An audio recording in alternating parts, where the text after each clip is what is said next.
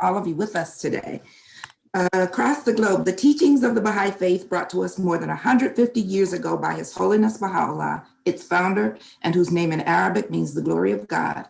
His teachings have inspired and continue to inspire individuals and communities as they strive to improve their own lives and contribute to the advancement of civilization. Baha'i beliefs address such essential themes as the oneness of God and religion, the oneness of humanity and freedom from all forms of prejudice, the inherent nobility of the human being, the progressive revelation of religious truth, a gradual unfolding of God's purpose with the appearance of each divine teacher, the development of spiritual qualities, which allows us to reflect the image God made us in, the integration of worship and service with work performed in the spirit of service, actually being accounted as worship in the eyes of God, the fundamental equality of the sexes, more widely evidenced in a setting of equal opportunity, the harmony between religion and science as an established fact at its absolute core, the centrality of justice in all human endeavor, the importance of education, particularly for children, and the dynamics of the relationships that strive to bind together individuals, communities, and institutions as humanity advances towards its collective maturity. Friends, we've been having amazing programs every week, and this week is no different. We're pleased to have you join us. Again, welcome. We'll begin with opening devotions, followed by music from Mr. Khalil Anderson.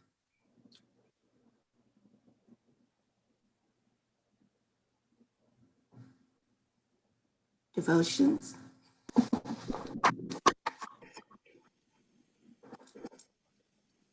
Kathy, you'll be first.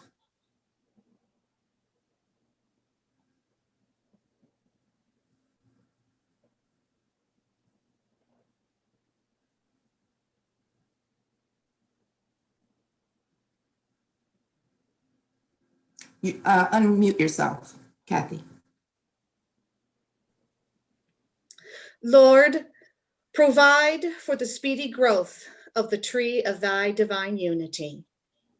Water it then, O Lord, with the flowing waters of thy good pleasure, and cause it before the revelations of thy divine assurance to yield such fruits as thou desirest for thy glorification and exaltation, thy praise and thanksgiving, and to magnify thy name, to laud the oneness of thine essence, and to offer adoration unto thee, inasmuch as all this lieth there within thy grasp, and in that of none other. Great is the blessedness of those whose blood thou hast chosen wherewith to water the tree of thine affirmation, and thus to exalt thy holy and immutable word, the Bab. Thank you, Kathy. Micah?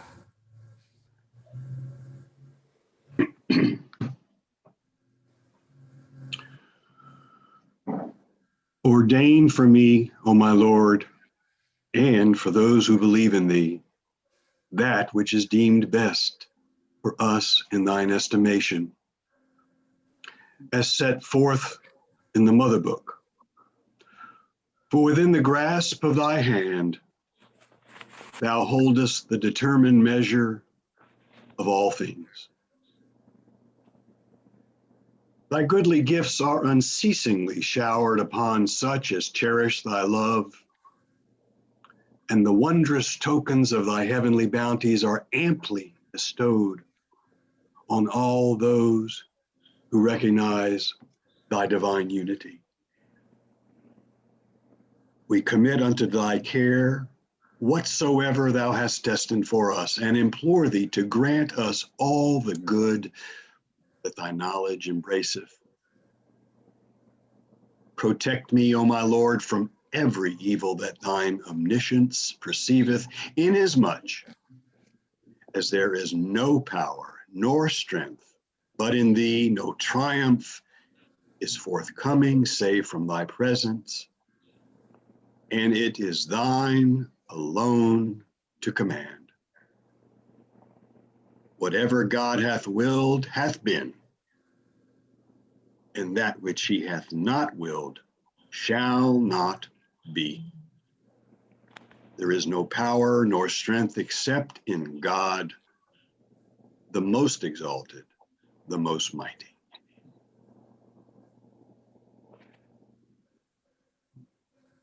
Thank you, Micah.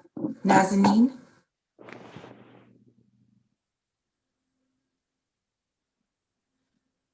My God, whom I worship and adore, I bear witness unto thy unity and thy oneness, and acknowledge thy gifts both in the past and in the present. Thou art the all-bountiful, the overflowing showers of whose mercy have rained down upon high and low alike, and the splendors of whose grace have been shed over both the obedient and the rebellious. O God of mercy, before whose door the quintessence of mercy hath bowed down, and round the sanctuary of whose cause loving kindness in its inmost spirit hath circled, we beseech thee, entreating thine ancient grace, and seeking thy present favor, that thou mayest have mercy upon all who are the manifestations of the world of being, and deny them not the outpourings of thy grace in thy days.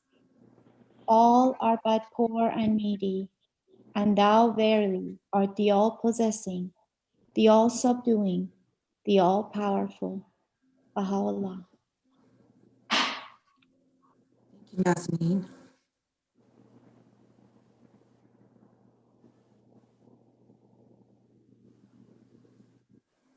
I beseech thee, O my God, by all the transcendent glory of thy name, to clothe thy loved ones in the robe of justice, and to illumine their beings with the light of trustworthiness.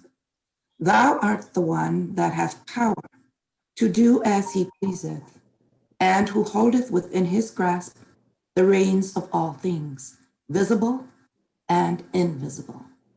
Baha'u'llah.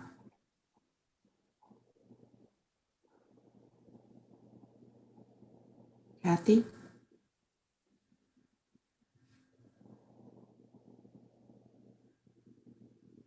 O God, dispel all those elements which are the cause of discord, and prepare for us all those things which are the cause of unity and accord. O God, descend upon us heavenly fragrance, and change this gathering into a gathering of heaven. Grant to us every benefit and every food. Prepare for us the food of love. Give us the food of knowledge. Bestow on us the food of heavenly illumination. Abdul Baha. Thank you, Kathy. Micah?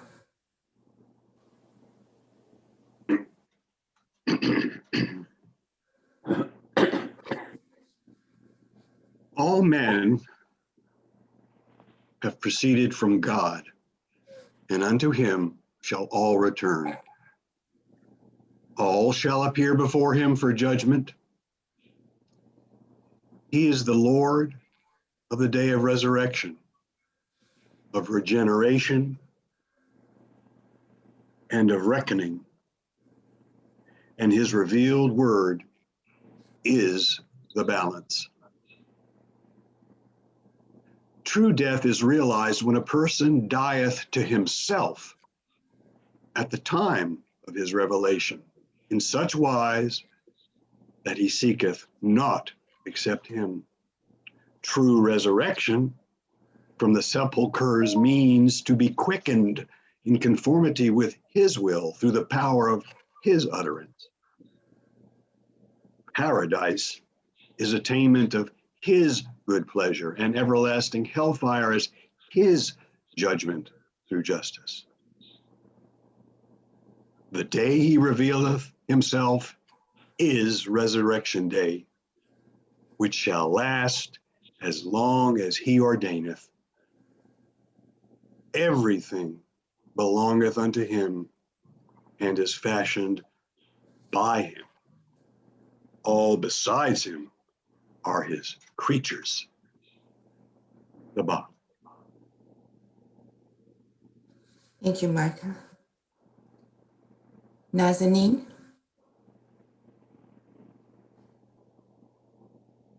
O my brother, a pure heart is as a mirror. Cleanse it with the burnish of love and severance from all save God, that the true sun may shine therein, and the eternal morning dawn. Then wilt thou clearly see the meaning of earth and heaven cannot contain me. What can alone contain me is the heart of him that believeth in me. And thou wilt take up thy life in thy hand, and with infinite longing cast it before thy newly found beloved. Baha'u'llah. Thank you, Nazanin.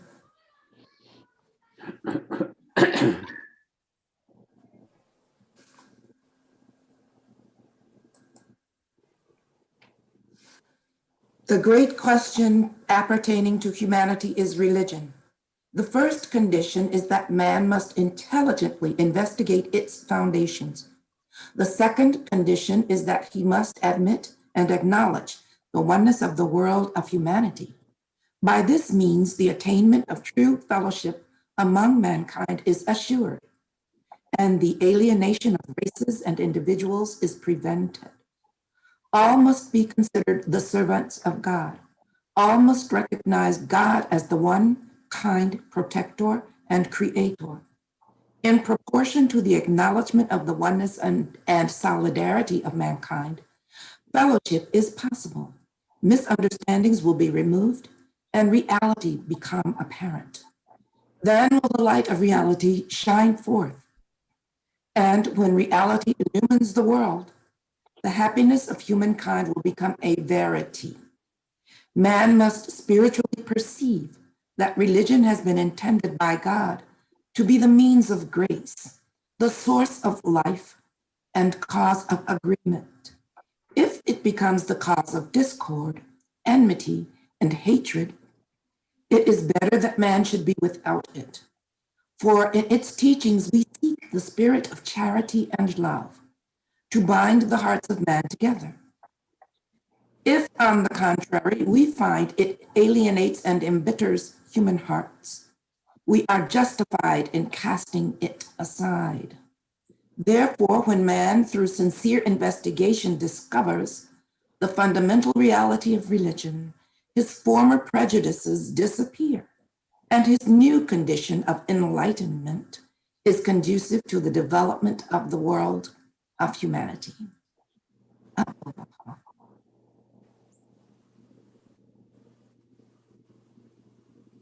Kathy?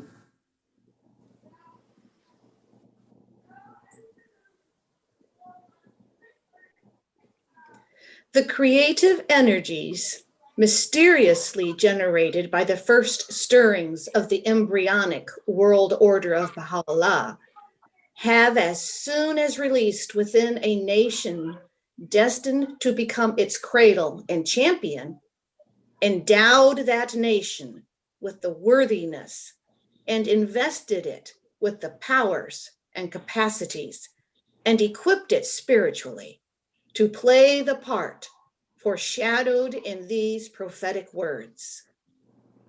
The potencies which this God-given mission has infused into its peoples are, on the one hand, beginning to be manifested through the conscious effort and the nationwide accomplishments in both the leading, the teaching, and the administrative spheres of Baha'i activity, of the organized community of the followers of Baha'u'llah in the North American continent.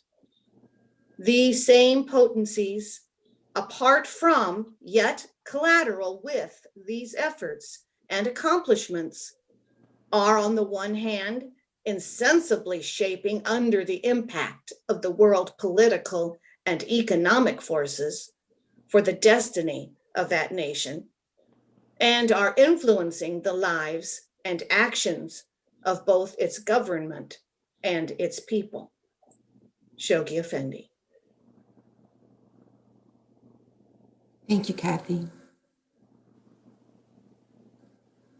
Friends, now it's time for the healing prayer. And that will be sung by Mansour Sobhani. At this time, if you wish to remember a loved one through this prayer for healing, please feel free to call out their name. Walter Lucy Harper. Reynolds.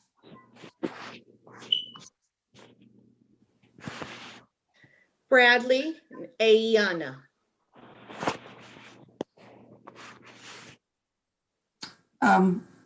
Friends, if you're not speaking, kindly mute your calls. Thank you.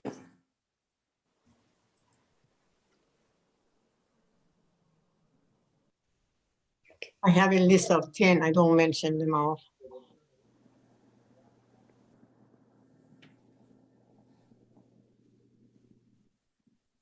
Josie Reynolds. Georgia's brother.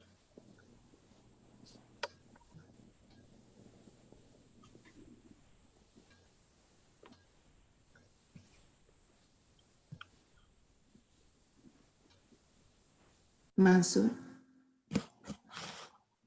Thy name is my healing, oh my God.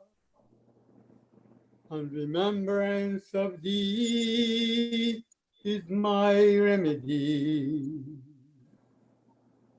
Nearness to thee is my hope, and love for thee is my companion. Thy mercy to me is my healing, and my succor in both this world and the world to come. Thou verily art the all bountiful, the all knowing,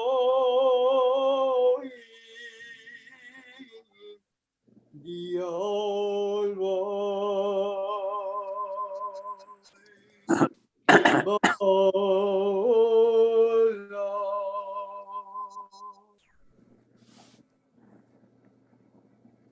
Thank you so much, Mansour. Beautiful, beautiful. Thank you, dear. And now we're going to have some music from Mr. Khalil Anderson. Khalil? Thank you, Lapa. We're gonna do 2 songs based on the writing. Hopefully y'all can hear it okay.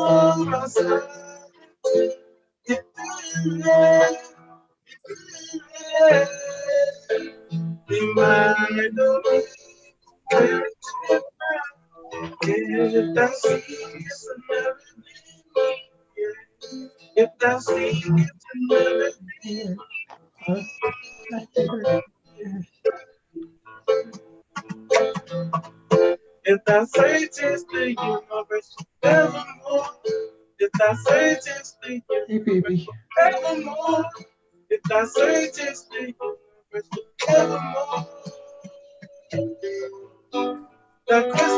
in vain. That quest will be in vain. That quest will be in vain. That quest will be in vain.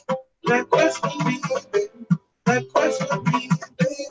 That quest will be in vain. Vain.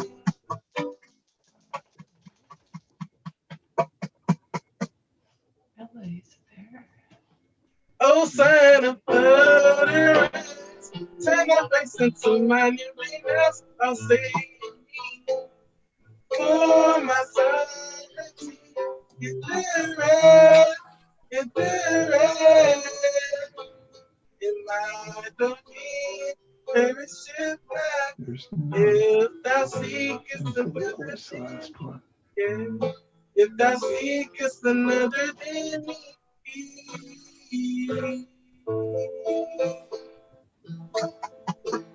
if thou searchest the universe forevermore, if thou searchest the universe forevermore, if thou searchest the universe forevermore,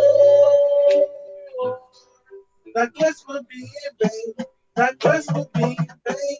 That quest will be in vain. That quest will be in vain. That quest will be in vain. That quest will be in vain. That quest will be in vain. Connection.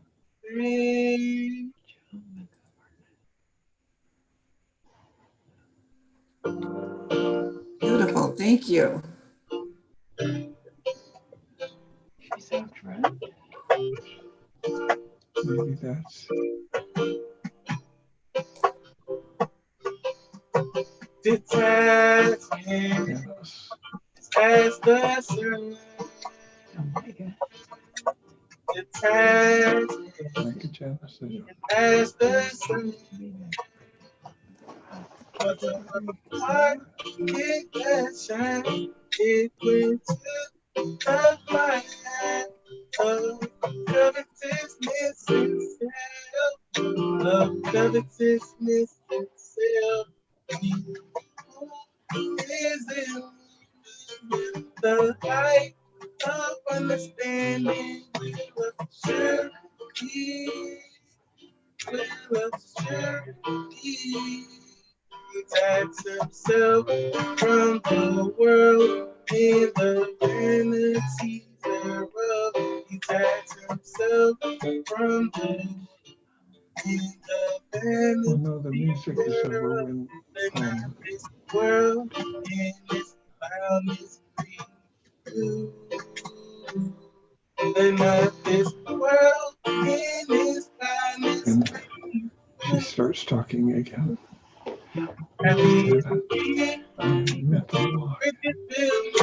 Highly mute yourselves. Thank you. She's talking. Riches filled with pain, of poverty with sorrow, of poverty with sorrow, of poverty with sorrow, of poverty with sorrow.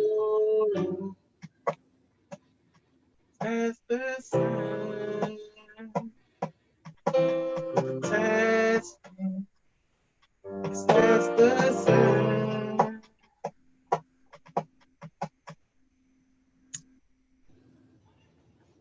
It's Taraz from. Thank you, Khalil. Wiley, I hate to call you out, but I need for you to mute yourselves. Thank you. You were speaking throughout the entire presentation. I don't have the power to mute you, or I would. What? I don't know. Do you know where that is? At the bottom of your screen, towards the left, a microphone?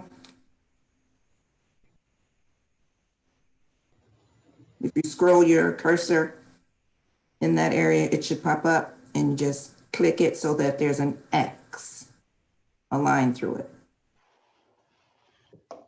Are you talking to Bill and Sally? I am indeed. There you go. Thank you. Appreciate it. Khalil, that was absolutely beautiful. I love your innovative approach to those texts. Just absolutely beautiful. Thank you so much. We appreciate that. And now, friends, We're going to introduce our speaker for this week. Every week we have someone who comes and shares their insights on a specific topic that they have a keen interest in. And this week we are honored to have Dr. Ruha Sobhani with us.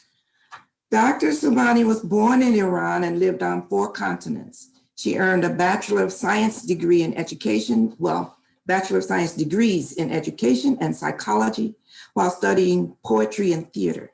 She has won 2 gold medals in spoken word during her time reciting poetry in Iran. Later, she studied sociology at Yaoundé University in Cameroon, West Africa. After leaving Africa and traveling through Europe, she arrived in New York. Her time in the Big Apple consisted of completing a master's degree in counseling from Hunter College. During her time there, she researched and studied the impact of spiritual guidance on family life as the primary focus for her dissertation. Through the wind of family life, she moved to Atlanta. The soul and spirit of Atlanta inspired her to get back to her art, and she began work on plays, one called Intersection, and production of her poetry CD, Beyond Words. Later, she completed a doctoral degree in globalization and cultural competence. Amazing.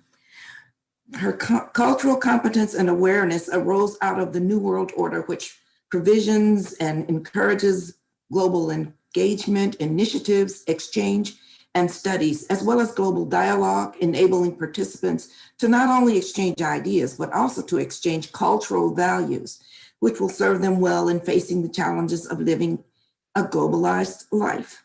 Her professional academic commitment to translate the complexities of intercultural focus on elements of commonality throughout the global community through linguist translation and cultural translation allowed her to serve as diversity counsel for 25 years, resulting in numerous seminars, lectures, as well as artistic performances.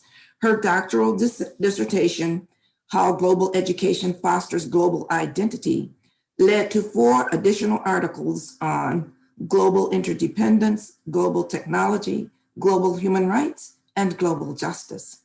Dr. Sobhani's upcoming book is inspired by the main conceptual framework of her research on global identity.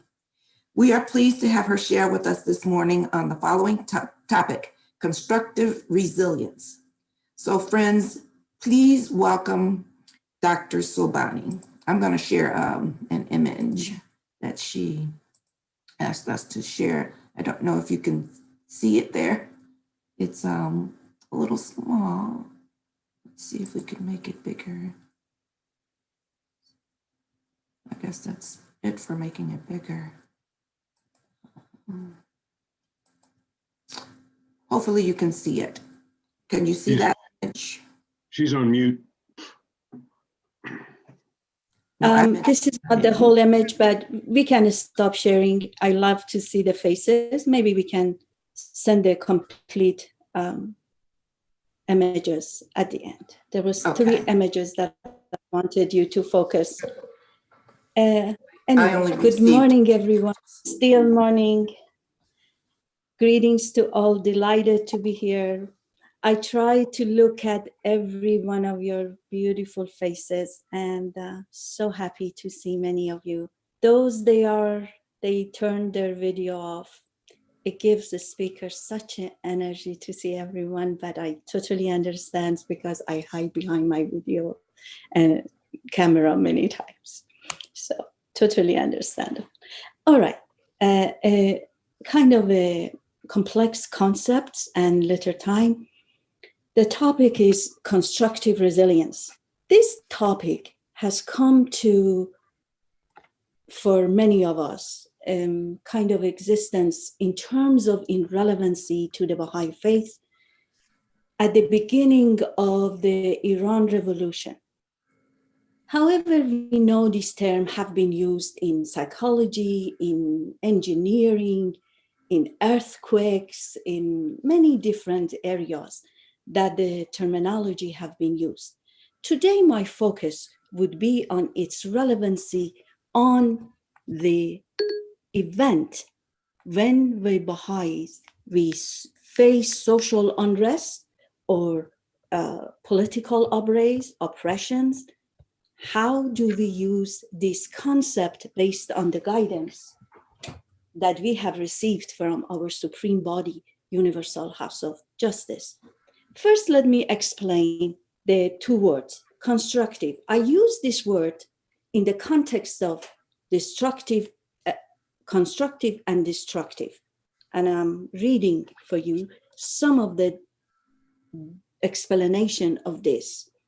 A twofold processes, however, can be distinguished, each tending in its own way and with an accelerated momentum to bring to a climax the forces that are transforming the face of our planet.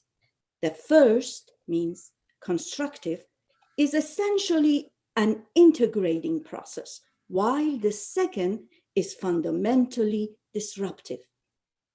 The constructive, as it steadily evolves, unfolds a system which may well serve as a pattern for the world polity towards which the strangely disordered world is continually advancing.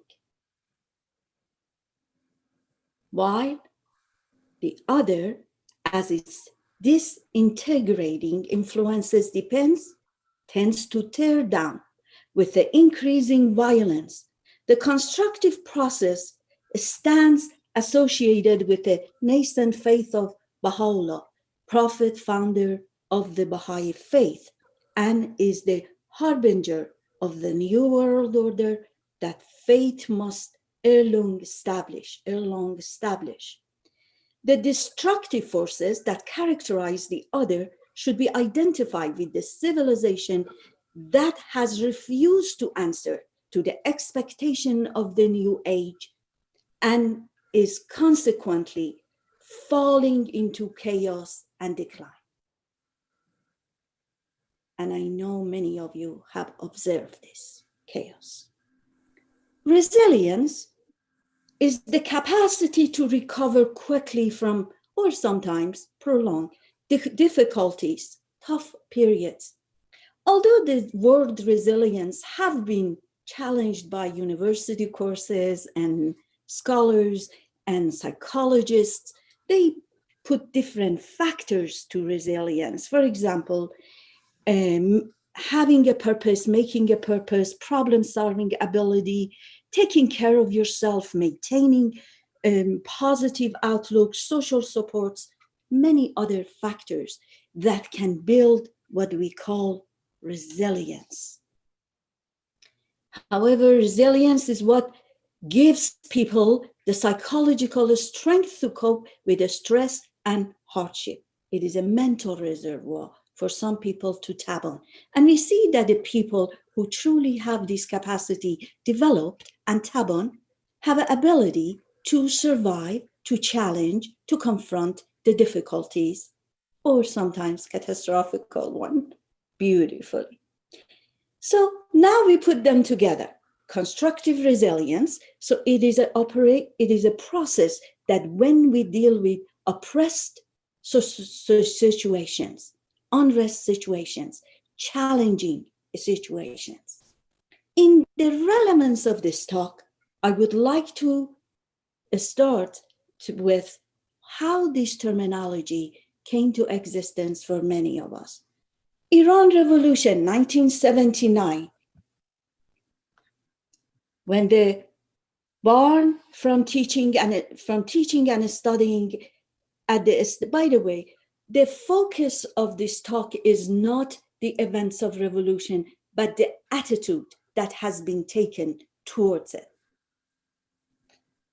Born and from teaching and studying at the state universities and subject to imprisonment and in some cases even execution for their belief, the Baha'is of Iran, a religious minority that believes in obedience to government and in non-involvement in partisan politics, refuse to engage in protest against the regime that prosecute them.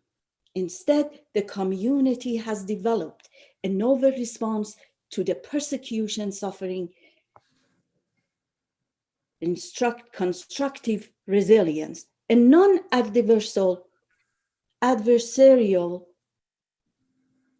approach to social change characterized by a search for creative ways to build and maintain just and vibrant patterns of community life, even in the midst of systematic and often violent oppression.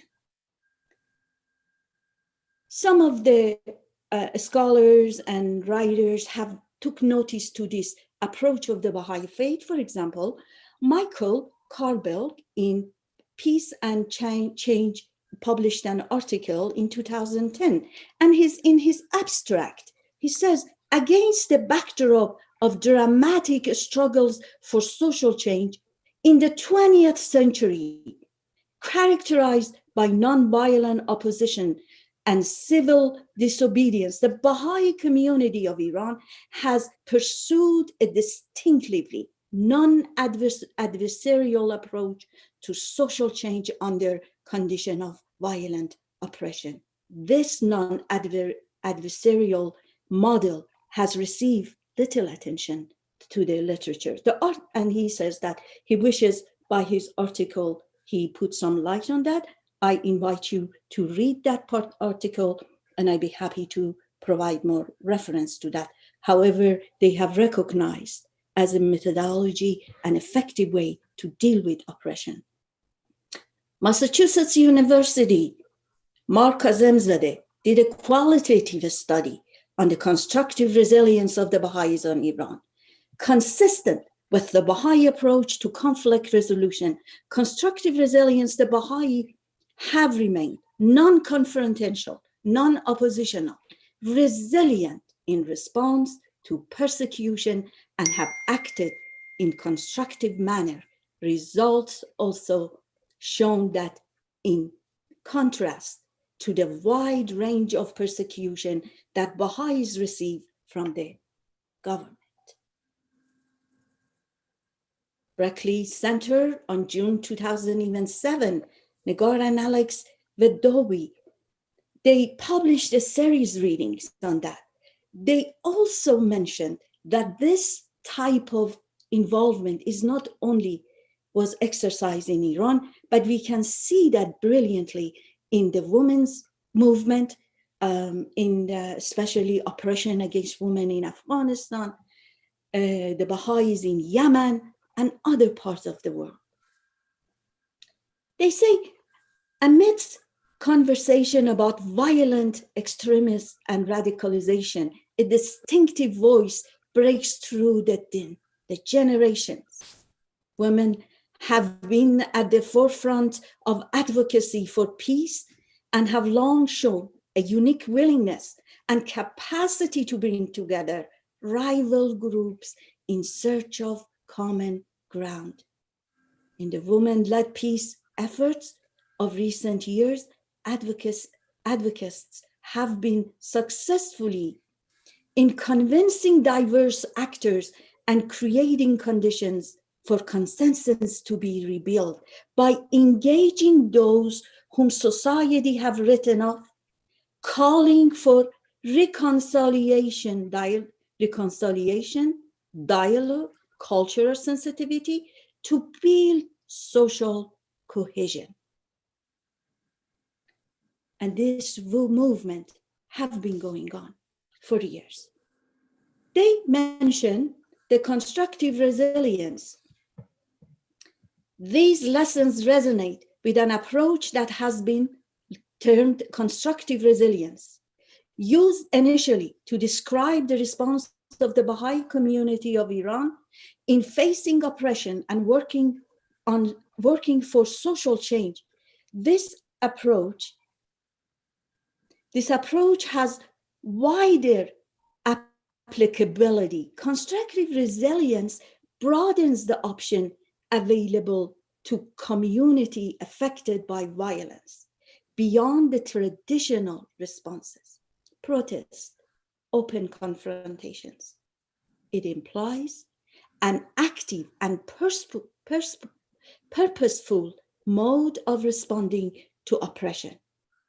one that is not only non-violent, but also non-adversarial. Constructive resilience suggests the moving towards sustainable, violence-free society will ultimately entail creating patterns of social engagement that move away from contention towards collaboration. Remember that. Collaboration, not contention. Even while practical measures are taken to address injustice and suffering by striving for consistency between ends and means, this approach seeks an escape from the pitfalls of traditional power struggles. So one falls, the other one replaces, try to follow the same thing. Now let's see how these constructive modes, resilience, responses have been instructed by the Supreme Body. The year is 2007, it's September. Dear Baha'i, to the Baha'i student, to the student deprived of access to higher education. Dear Baha'i friends, in these difficult days, laden with tribulation, we are with you in a spirit, our hearts heavy at the injustice that continues reign upon. Universal House of Justice acknowledges that they are aware of the depth of this pain. However, they also acknowledge that they know it is a fact. As you know, it was denied by many people, some Iranian, that this doesn't exist. But they confirmed that they know that the letter went to many universities. They said 81, to prevent Baha'i students for higher education. Again, my focus is not the event, but the response. Recent events call to mind heart-rending episodes in the history of the faith, of cruel deception wrought against your forebearers. It is only appropriate that you strive to transit the opposition against you with the same constructive resilience that characterized their response many years ago at the time of Abdul Baha, to the duplicity of their detractors, peering beyond the distress of the difficulties assailing them. Those heroic souls attempted to translate the teaching of the new faith into action of spiritual and social development. Thus, though, is your work. Their objective was to build and strengthen, refine the tissues of society where they might find themselves, and thus they set up schools equally educating for girls and boys, introducing progressive principles, promoting science. They said, this is your mission. This is how you respond, not protest, not oppression, not those cry, those tears that just collect in your inside of you. They continue. Service to others is the way. Let it be your watch. Service to others is the way. Let it be your watchword. Abdul Baha being your exemplar, like him, you can find practical ways of serving your fellow citizen. Strive to work hand in hand, shoulder to shoulder with your fellow citizens in your efforts to promote the common good. Friends, they didn't say with your fellow Baha'is, they said fellow citizen. And this fellow citizens truly is a global citizen from the Baha'i point of view. You see, friend, this is an example of the guidance that we received repeatedly from the supreme body of the Baha'i faith towards such hardship that they went through, and still going through. Was killed by hundreds, imprisoned by thousands, and so on and so forth. The guidance to the reaction to this type of adversarials continue. I chose some. Date is May 19, 2008. This is when Yaran starts. Many of you may remember the arrest of the Baha'i who were coordinating the affairs of the faith in Iran, and their innocence made the world cry for them. Universal House of Justice says, coordinate the efforts of the faith in your country is yet another sign of the authorities remain unaware of the operation of a spiritual force that can bring about the greatness of that blessed land. Friends, it is not in their hand. It is in the hand of God that it is in operation. Continue. The heedless has led the government to subject a group of its most faithful, obedient, capable, and innocent citizens to unwarranted scorn and injustice, repression. However, know full well that the invisible hand of God is at work, that all things are held within the grasp of his power, and all that this transcribes serves to further, all that transpires serves to further his design to focus new life into the human frame. You remember that Guardian mentioned the same thing, that you think God has forgotten those innocent people? Guardian says, God will compensate them in his own way. I invite you to read this message, how beautifully the Universal House of Justice explain that we should be strong, immovable as mountain, and respond, be like a brilliant star. You carry out your spiritual obligation to the midst of the present turmoil with a steadfastness, devotion, and utmost wisdom. Steadfastness, devotion, and utmost wisdom. June 3rd, 2008, strive then to exemplify the words of Abdul Baha. Abdul Baha says, it behooveth the loved ones of the Lord to be the sign and the token of his universal mercy, the embodiment of his excelling grace. Like his son, let them cast the rain upon garden and rubbish heap alike, even as clouds in spring. Let them shed down their rain upon the flowers and thorn, undeterred by the current crisis, drawing inspiration from the divine teaching. Attach no importance to the acts of oppression and cruelty meted out to you. Indeed, respond in the opposite manner. This is constructive resilience. The messages are pouring to us.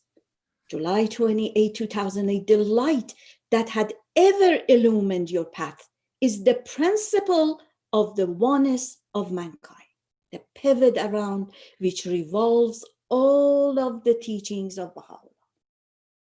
So friends, you have heard that we know that we talked about the unity of mankind, and they are saying the ultimate goal for us to build this constructive acts, social development, intentions of actions should be around the concept of unity of mankind.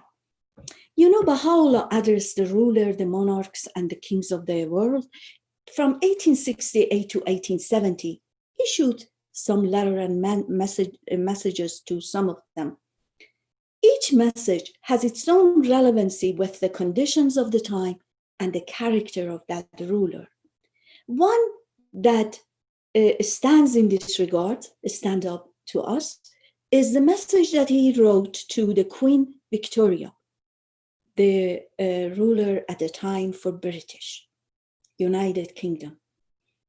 Baha'u'llah first acknowledges, he said that we have heard that first you abolished all slavery. And he says, for men and women, this is an admirable act. He praises Queen Victoria for the act that he has done in this regards. Then he says, because the body regards the body of the world, regards the world like as human body, the interactive impact of each limbs and organ on the other one, the way that you can see the maladies of one area on the others. Well, I think some doctors can detect many diseases by just looking at the eyes. I believe the diabetes, the liver's issues, they all can be detected. We can look at the world and we can see, well, what are our maladies impacting each other. So Baha'u'llah says the most important goal that we have is the unity of mankind. I invite you to visit this beautiful tablets. And he also kind of revealed the tablet of Heikal or temple, the tablet of temple in that relationship. I wish I could talk more about this, but time won't allow me. Finishing with a couple of more messages that in 2010, they said that we realize that within his grasp are held the reins of all things that call unto the spiritual power born on such understanding to transcend enmity and oppression.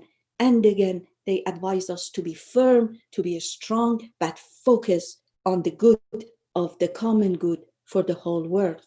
2012, they say, may the community of the greatest name in the cradle of the faith win new confirmation and victories through your sacrifice and constructive resilience. Again and again and again. Comes 2013. This is when the Universal House of Justice has described exactly how we Baha'is should evolve ourselves in politics. Are we supposed to? And our truly the way, the instruction that we should behave. Friends, you can have this, you can go and read this beautiful and strong and helpful message, and especially for the friends of our faith that they are here. We, the Baha'is, are not indifferent. In this message, we're not being advised that we are indifferent in the body of politics. As a matter of fact, as you see, with the previous references that I made, we are very involved with the body of politics, the way our community should run, the way education and social action should be handled. Education. However, we cannot participate in the partisan politics. And the main reason for that is when you accept a membership or acknowledge yourself as a member of one party, you're acknowledging, I agree with this principle and disagree with this. And that is not the position that the Baha'is will. We don't want to be in adversarial position with anybody. We don't want to be in disagreement approaches with the friends. Not because we accept the unjust act, what happened to George Floyd. As you see, a statement, a very distinct statement came from the National. But our action, when we want to respond to this type of action, we have to address the issue, not the persons, not the people. We don't follow people, we follow the teachings. We don't accept membership and we don't accept a position in the politics of one group. However, Baha'is are obedient to the government, and we believe that following and being obedient to the rule will secure the security of our country and families. This is just very brief, that you know that we have been encouraged to be very involved in issues that matter. It is just the way we take. Friends, I love to hear your feedback. So I'll be wrapping up with two more sentences, hopefully. Racism have been addressed in July 22nd came this year, last year, time flies. And we find ourselves with the unjust oppression, the racism that was happening in our land. Universal House of Justice says racism is a profound division from the standards of the true morality, deviation. Racism is a profound deviation from the standard of the true morality. It deprives a portion of humanity of the opportunity to cultivate and express the full range of their capability and to live in a meaningful and flourishing life while belittling the progress of the rest of humankind. It cannot be rooted out by contest and conflict.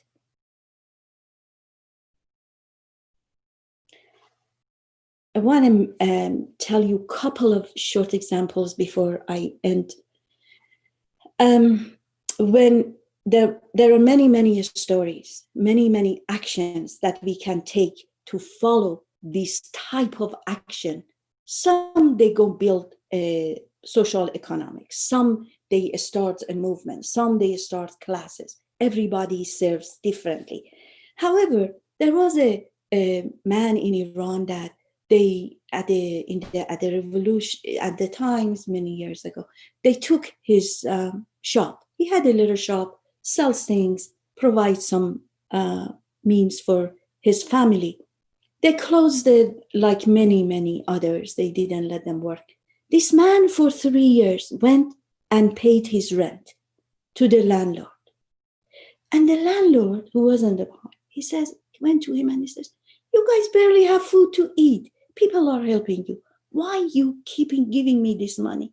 He said, "I want them to know that that is not the right thing. This is my shop. They close it, but I still honor because I consider this my shop. I still want to honor to pay you." Baha'is went and wrote the government letters continuously of the unjust actions against them. People went to them and said, "Are you crazy? These are the people who tell them to do this against you." And the Baha'is' response was, "We are going to still show them that we are obedient when still looking to them to do the just action." Let me end this session with this. The famous sentence that Universal House of Justice sent us in July 22, 2020, because the foundation, the drive force of all our constructive acts and forces and resilience is love. Ultimately, the power to transform the world is affected by love. Love originating from the relationship with the divine. With the divine. Love ablaze among members of a community. Love extended without restriction to every human being. This divine love ignited by the word of God. And at the end, you are channels for this divine love. You are. May this love be with you. Thank you. I'd be more than happy to hear your inputs and as well as potential questions. Thank you, Dr. Ruha, for that truly instructive presentation on the reality of constructive resilience, something that most of us are not necessarily familiar with. Understanding it to be an integrating process, which serves as a pattern for advancement and a harbinger of the new world order. And you use the example of the Baha'is of Iran, who themselves display active and purposeful mode of response to their oppression, non-confrontational and non-adversarial, collaboration, not contention. That's really a big learning experience for us all to take note of and understand the truly positive outcome from taking that particular stance. So thank you so much for this truly enlightening and informative presentation. Friends, right now, she's ready to answer any questions or entertain any thoughts that you might have on this subject. So you can unmute yourself to speak. I have one. Thank you, Michael. Ruha, Dr. Sobhani, thank you very much.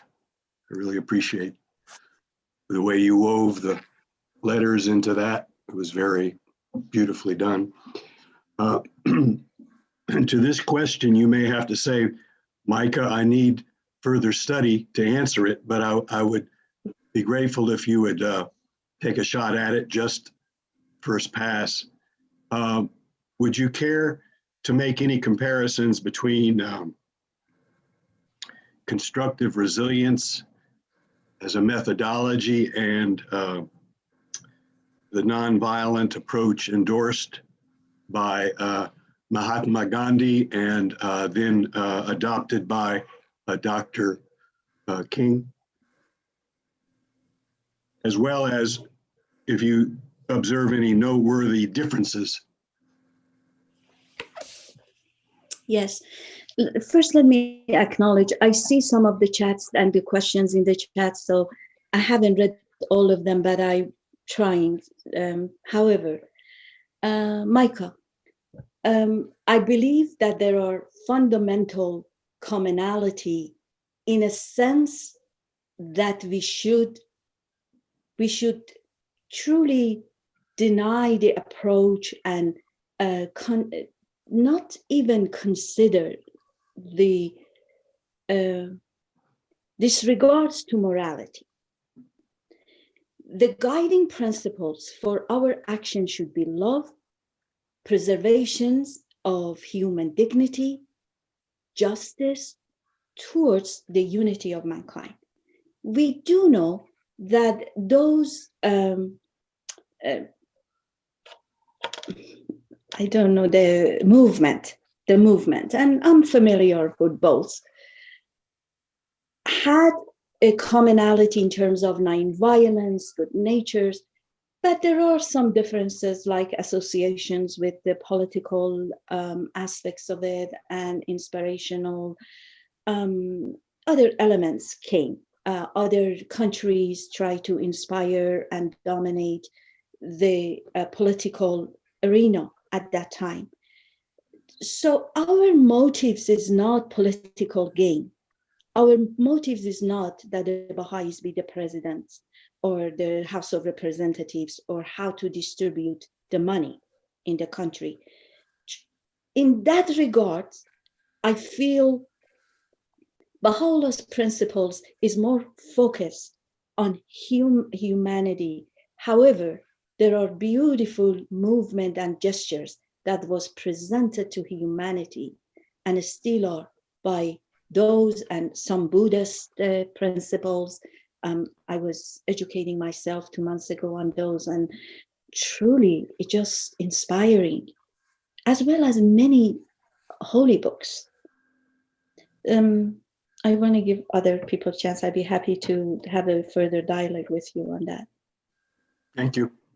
Absolutely. Thank you, Micah. Anyone else? Any thoughts at all?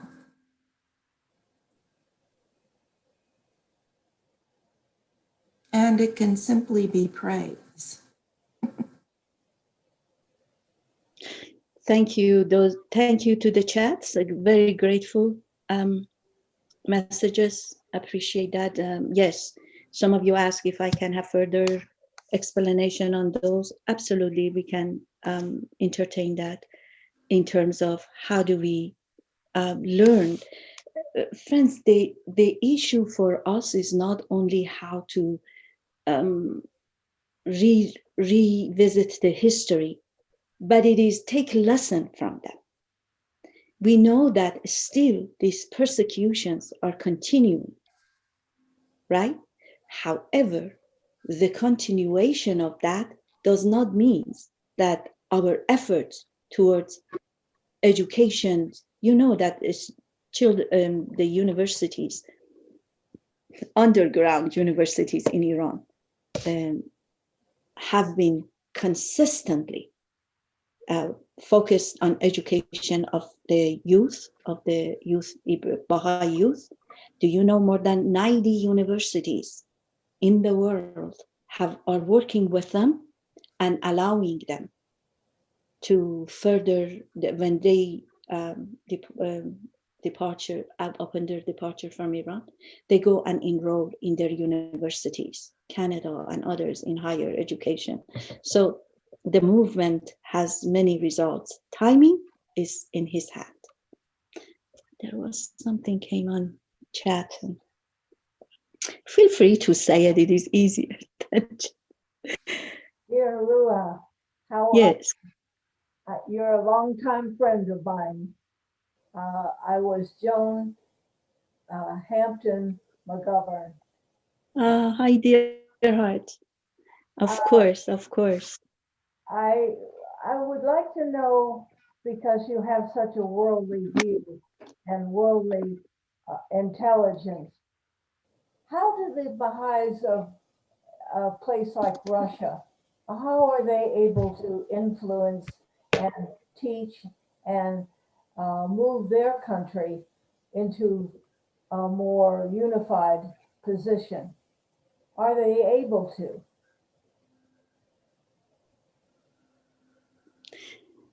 I saw this question on the chat. Is that one of your questions? Yes. Were you the one who asked this? Yes. Okay, my apology. Didn't mean to dismiss it. I'm very careful to answer that. As you know, the conditions of each country is different. These talks gonna be on YouTube. Universal House of Justice are the one and institution to design how they have to act. We know that, for example, in Iran, they had yarans, right? In absence of institution. And in China, also they have people that they are taking care of the administrative, the affairs of the faith, not the administrative order.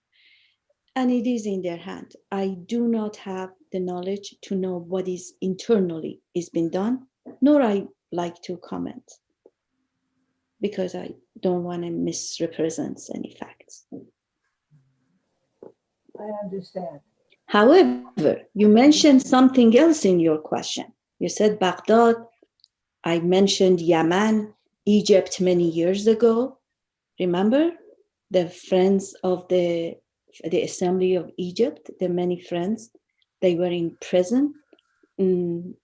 Yemen's, they just got free. same instruction. Be patient, be steadfast in your belief, and serve mankind. But we remember the movement of education under fire. Baha'is have been written, have been presenting the case in international court of laws. There has been a legislative approaching representative, legislative bodies all over the world. So we are making our case, but the way we do it is not by trying to kill someone or being angry, or we acknowledge the unjust and present the way that how the Baha'i community wishes to go forward. Laura, Absolutely. Thank Are you in Dalton still? I am now in just north of Chattanooga in Hickson, Tennessee, where my children live. Yes, very nice to see. Any other comments or questions of Dr. Ruha? I have a comment, Barbara. I imagine that the recommendation of the Universal House of Justice for all over the world is probably to focus on community building activities. That would be my guess. No matter, I mean, if in Iran with all the persecutions, this is for you, Joan, dear Joan. Hi. Hi, Renasi, I see you. Hi. I can imagine if in Iran with all the persecutions and the restrictions, they are recommending focus on community building activities. As Ruha Jun said, be patient and just do the core activities. I imagine that's what they recommend everywhere. Mm-hmm. Absolutely. Personal, core activities at the Thank you. core activities is at the core of every message that they are sending as a constructive forces. And believe me, Nazanin, if you know what the Baha'is of Iran are doing, music, songs, educations, classes, Ruhi classes, one after another, traveling. One of the couple of friends was explaining to me how they get their books. Do they do their homework, get a train like 5, 6 o'clock in the morning, go to Iran, to another city, not to Iran, to Tehran or other cities. They give their homeworks, they get the instructions, lectures, they get the evening train or bus or whatever they're going back to their families. That is how they are studying. I know Baha'is in Shiraz personally who take the overnight bus, just like Ruha Jun is saying. Take the overnight bus, get there in the morning, and return the same day for one lecture. Yes. Amazing, amazing. But if we as Baha'is just participate in however small part we can in the core activities, especially the training institute, that's the engine for growth, and it's the engine for transformation of society, for both to transform us as individuals and to transform society. So for each of us to play our part, it's very simple. I think we also have to speak out, and I do here in Tennessee, on race unity. We have to be in the forefront of this issue. It is so important. And daily, I put something on my Facebook page about racial unity and healing, racial healing. It's so important that we don't consider this a political issue. This is a spiritual issue and should be approached that way to help other people heal.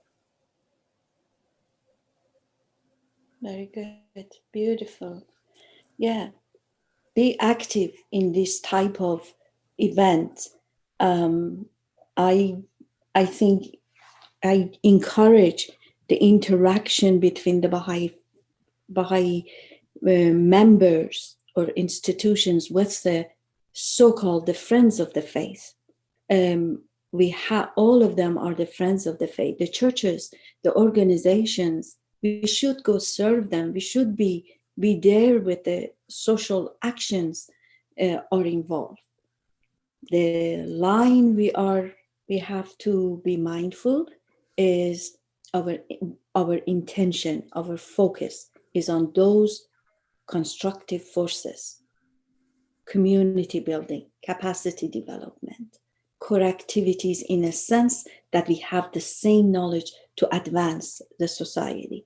Be involved. We are not indifferent. We should not be indifferent.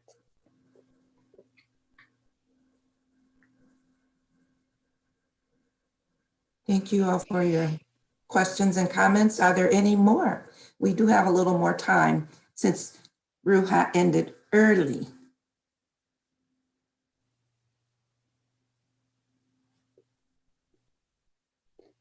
I did my 30 minutes though. I was still 30 minutes. 30 minutes for your talk? No, your talk was supposed to be for 45 minutes, 11:30 to 12:15. Next time. Next time. Thank you again. I want you to know I do see the chats. Grateful, humble. Thank you. Yes, I'm sure that they're the sentiments of everyone, whether expressed or not. Okay, friends, then let's see.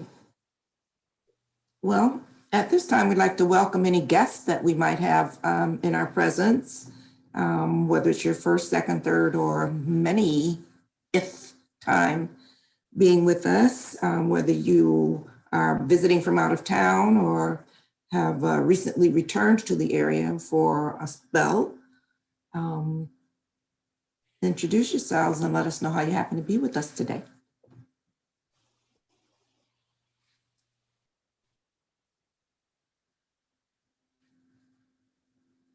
And don't be shy.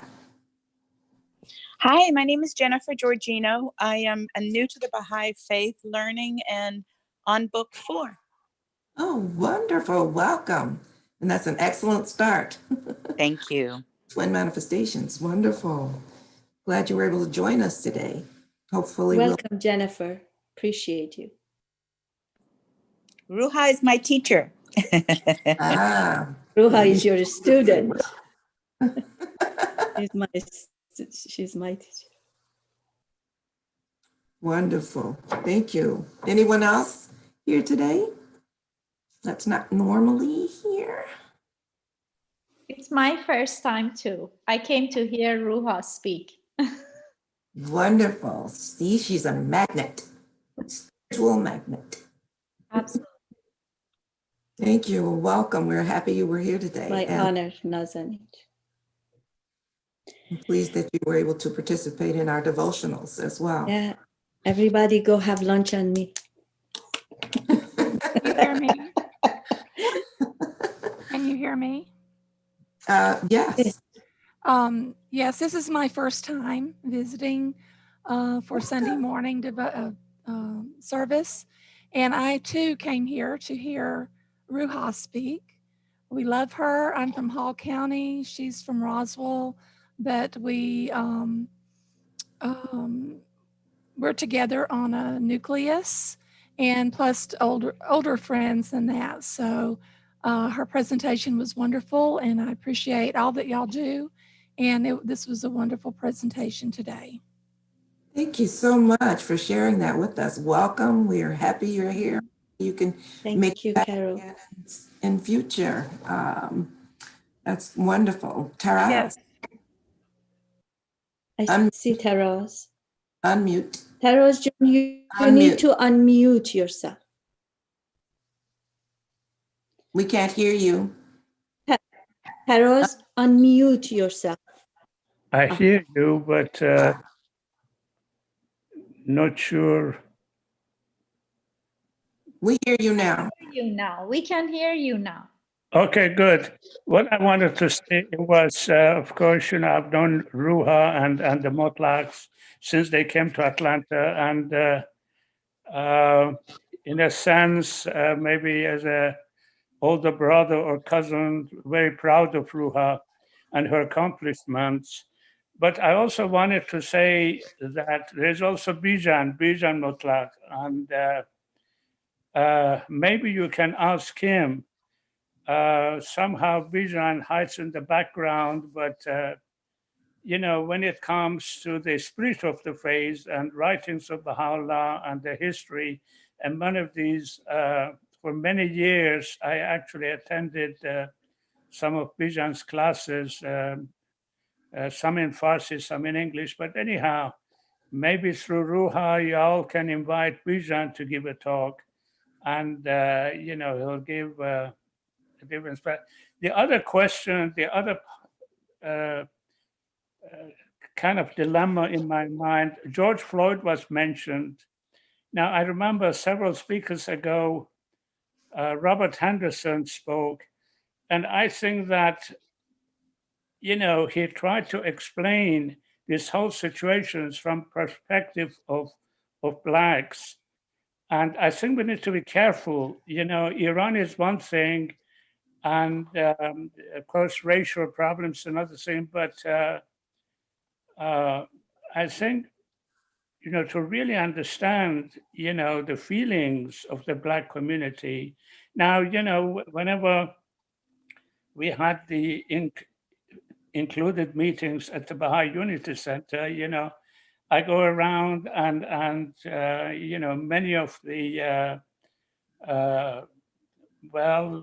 let's say non-white Baha'i friends, whether they were African Americans or other, you go around and you see friendly faces and there is love, and many of them would hug me or I hug them. So, you see clearly that spirit was in the face. But again, I think that the way Robert was saying, this is a complicated thing, and the feelings of the African American, as well as some Hispanics and maybe Orientals, etc. Maybe in future, Robert can touch on this subject again. Anyhow, thank you.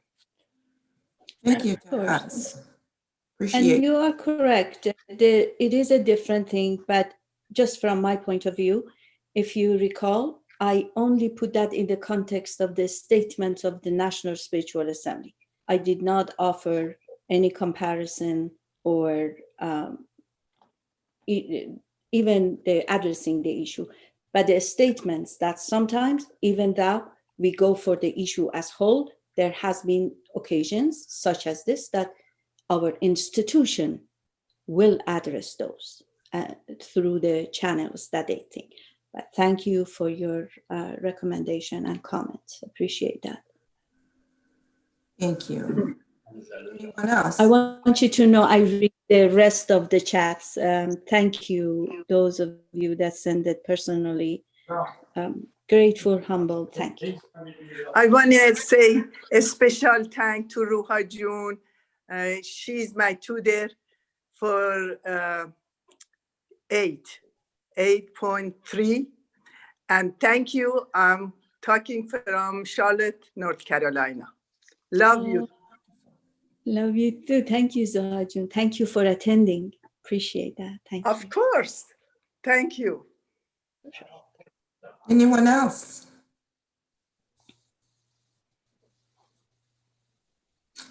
Well, if not, thank you again, Dr. Ruha. That was so informative. Thank you, really, for our minds oriented towards that, the constructive resilience aspect, and showing us the light that shines therefrom. At this time, friends, we have a couple of announcements. Just next week's speaker will be Leonardo Duque. on January 31st. So be sure to stop in for another outstanding presentation. You can watch for details sometime later this week. Also, please remember the food distribution program that's every Thursday from 10 a.m. to 1 p.m. at the Baha'i Unity Center in the parking lot. And spread the word to help combat food insecurity within the community. And for members of the Baha'i Faith, you're warmly encouraged to make a financial contribution to the South DeKalb Baha'i Fund and or the National Baha'i Fund through the online contribution system. And after you log in at ocs.baha'i.us, just select the My Locality tab and follow the prompts. At this time, we'd like to say many thanks to everybody who worked together to make today's program a success, our speaker, our volunteer readers, and Barbara Hennix, who kept the program going, and the Spiritual Assembly of the Baha'is of South DeKalb for sponsoring the whole event. Thanks to all of you for sharing your day with us. I'm Hermione Pickens. It's been a pleasure. Until next time, stay safe and well. We will end now with a closing song. Barbara?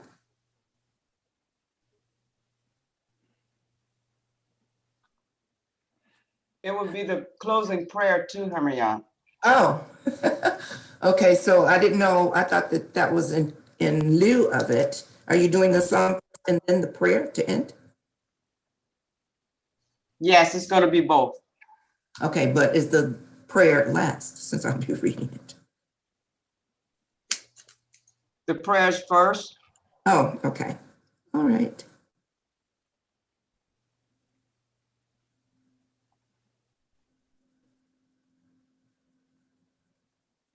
Oh my God, oh my God. This is a prayer for the departed. Oh, a different prayer. No, put it back up. We'll go with that one. I didn't realize.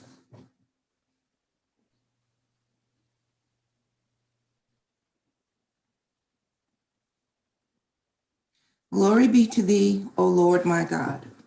Abase not him whom thou hast exalted through the power of thine everlasting sovereignty, and remove not far from thee him whom thou hast caused to enter the tabernacle of thine eternity. Wilt thou cast away, O my God, him whom thou hast overshadowed with thy lordship? And wilt thou turn away from thee, O my desire, him to whom thou hast been a refuge? Canst thou degrade him whom thou hast uplifted, or forget him whom thou didst enable to remember thee? Glorified, immensely glorified art thou. Thou art he who from everlasting hath been the king of the entire creation and its prime mover. And thou wilt to everlasting remain the Lord of all created things and their ordainer. Glorified art thou, O my God. If thou ceasest to be merciful unto thy servants, who then will show mercy unto them? And if thou refusest to succor thy loved ones, who is there that can succor them? Glorified, immeasurably glorified art thou. Thou art adored in thy truth, and thee do we all verily worship. And thou art manifest in thy justice, and to thee do we all verily bear witness. Thou art in truth beloved in thy grace. No God is there but thee, the help in peril, the self-subsisting. Baha'u'llah.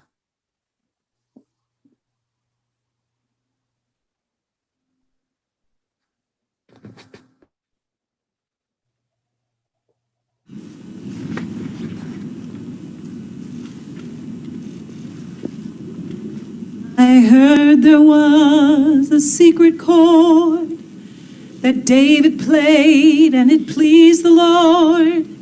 But you don't really care for music, do ya? It goes like this: the fourth, the fifth, the minor fall and the major lift, the baffled king composing hallelujah. Hallelujah, hallelujah, hallelujah, hallelujah.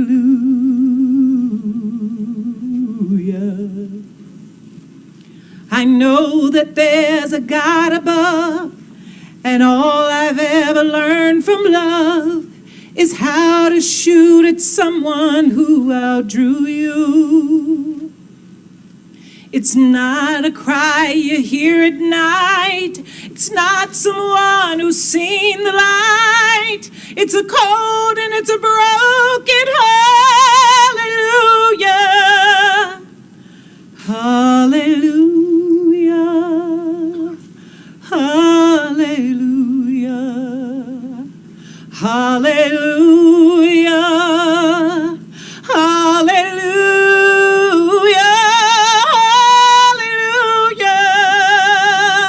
Hallelujah. Hallelujah. Hallelujah.